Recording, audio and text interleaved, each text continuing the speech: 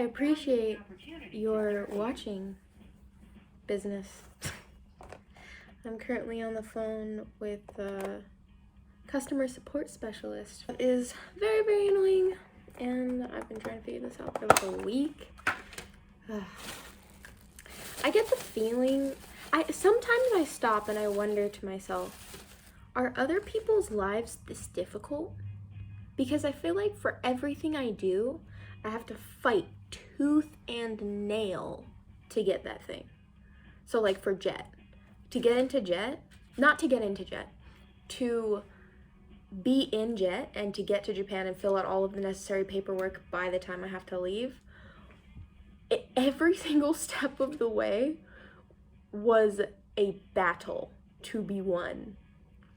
And it, like, not even something that's simple, like even getting a proof of graduation from my school that I had already graduated from, already walked. I have a fantastic GPA, all of my core classes are done, so like there was nothing that potentially could have stopped me. But fighting the school to get that proof of graduation, since the graduation diploma process takes like 3 months or something like that, because it has to bounce through the registrar, the individual college, and your department like twice. And it was just ridiculous. So even something like that, I had to email every single step of the process 4 times. Literally. And that was pretty representative of every step of the way of getting to Japan. And I feel like that's the same for a lot of things in my life. And maybe I'm just being dramatic. Maybe it's like main character syndrome and everybody's lives are like this. That's probably right. I think everybody's lives are difficult. I think life is just hard, man. Yeah, life's just hard. When you're in quarantine, it's remarkably simple actually, because you only have 2 places you could possibly go. The complication comes in when your brain is just kind of slowly becoming mush because there's no stimulation for it other than what you can, muster up the courage to inflict upon yourself. But that's okay, it's good. I only have 3 more days because on Monday, it's Friday today, on Monday I am going to my high school and I'm gonna meet my supervisor and various people, plan out my schedule. Oh man, the scheduling for Jet is so good. For the school that I'm at specifically, I'm gonna have a fantastic schedule. I can't wait. I'll have time to like actually go out and do things in Japan and experience life here and not just work. So oh my goodness, I'm so excited. But yeah, so that's kind of like my general mood this morning, is like a combination of, oh my god, this is so difficult, and I'm so excited to go and start working, and I'm so excited to get out of this room. So yeah, I don't know, overall I think it's pretty good stuff. Yeah. Well, anyway, I have food to eat. It's pretty tasty looking. And I say that relatively sarcastically. It's not very appetizing. Tastes pretty good though. I did some journaling this morning. That was super nice. I have like random spurts of like a month or 2 where I journal like almost every day. And then I don't journal for like 6 months, like super, super sporadic. I admire wholeheartedly the people that can legitimately journal every single day and keep that up. I admire that so much. I'm not one of those people, but maybe eventually I'll be one of those people. So I will touch back in later. I will be doing a lot of planning stuff today for my apartment, looking at furniture and decor. Probably not decor yet until I see the actual space, but at least furniture. I need to make sure that I can get a bed by the time I move in on Monday. So, which is difficult since I can't leave this place, but I'll basically be deciding which bed I want, and then on Monday night I'll go and buy it and bring it to my apartment. It'll be fun. I also gotta find a bicycle. That's the other thing I gotta do. Which I'm not really concerned about how difficult any of these things are gonna be. It's more like they're gonna be fun. I love setting up my house. It's always so much fun. Even the hotel room, I like rearranged all the furniture and made it perfectly to my liking and to my specifications, I guess. So I will touch back in later. Hopefully I'll figure this random crap out by then. Bye. Yo, I'm back, baby. In the same place, but back to you. Good afternoon. Welcome to my humble abode. I have to show you something. This is the result of not having an actual camera set up. Wah, wah. Wah, wah.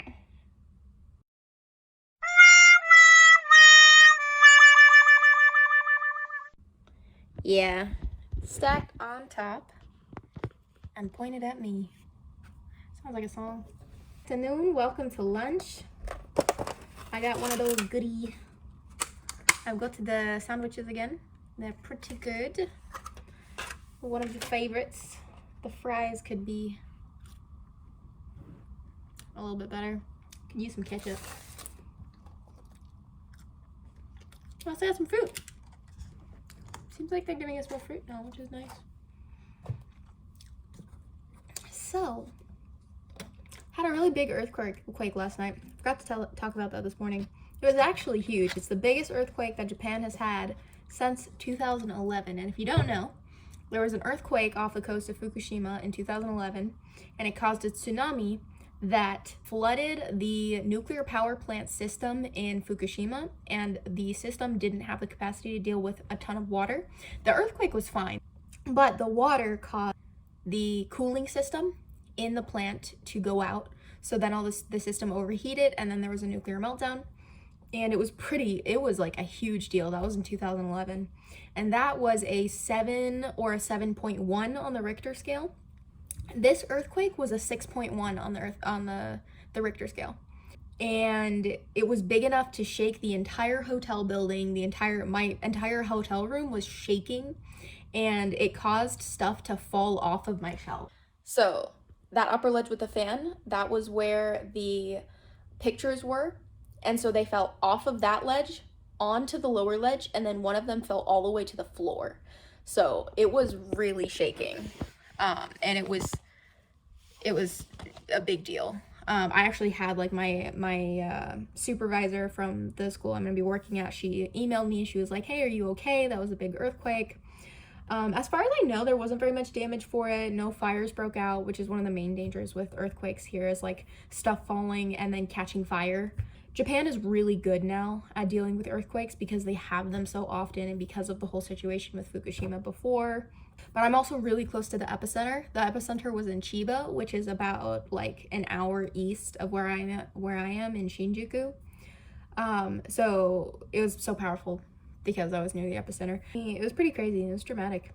I was in bed, and the entire building started shaking, and I like jerked awake, and I was like, oh my god, what the heck is happening? And I was like, this is an earthquake. And then it started getting worse, and I was like, oh my gosh, do I need to like leave and evacuate? And I was like, okay, where's my robe? What the heck?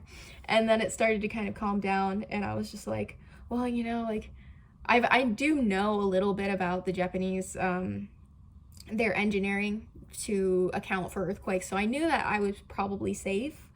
I just wasn't familiar with any of the procedures. And then for the next 5 minutes, alarms were going off, and an announcement was sounding in Japanese, English, French, Spanish, Portuguese, Chinese, Korean, all these different languages, saying that we had this big earthquake, to just stay in your rooms, everything's okay, the hotel is a super safe structure, and all of that. So it was crazy, it was scary. If you're ever in Japan, like like I said, that was a big earthquake. It hasn't happened that big for 10 years. So the Japanese island was welcoming all the jets to Japan, saying, hi, we're so excited to see you, let's shake the building and freak you out. It was pretty funny though, in hindsight. Of course, at the time it was a little bit harrowing, but safe. I'm safe, everybody is safe, nothing to worry about. And yeah, in the meantime, I'm going to be leaving this room in 3 days, and I can finally show you guys something interesting instead of just bento box food that I am eating that day. So that'll be fun. If you have any suggestions of the first places that I should visit in Tokyo, or fun stuff to make videos about, something you guys want to see, definitely let me know. And yeah, I will see you guys later for another update. Bye.